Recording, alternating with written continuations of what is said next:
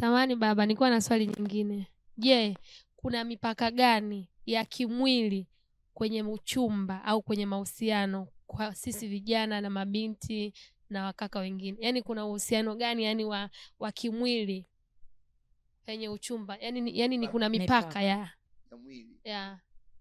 Kwanza mkiwa kwenye mahusiano kuna mipaka. Hasa uchumba. Kama unataka kuishi vizuri. Sawa? Mwanamume au mwanamke hampaswi kujuana. Kweli.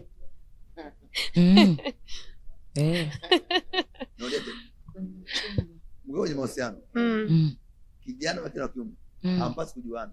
Kwa dunia hii baba, sasa hivi. Dunia ni ile ile.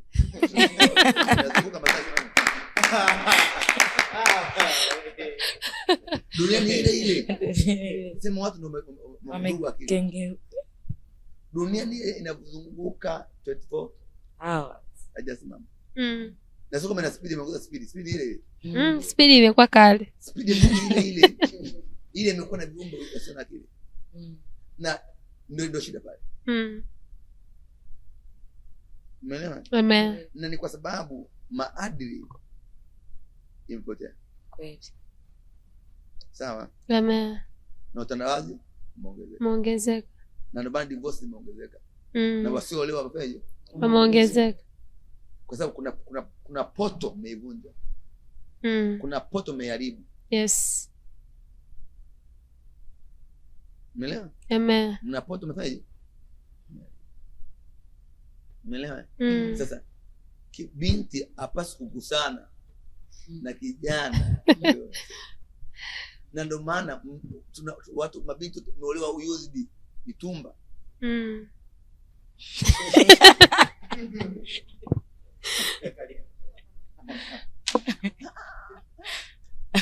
Mabinti mmeoa nini?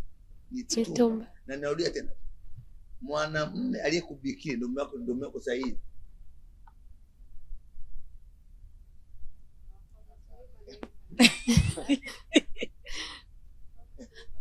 Mwanamume uliyekutana mara ya kwanza kiroho ndio mume wako nini sahihi. Kwa kama aliyekuoa akuwa sio yeye, iwa yeye ameoa mke wa mtu kiroho.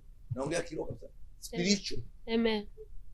Binti au pasi kuguswa. Amen. Au kugusana. Yaani kujamiana na kijana kabla hujaoana.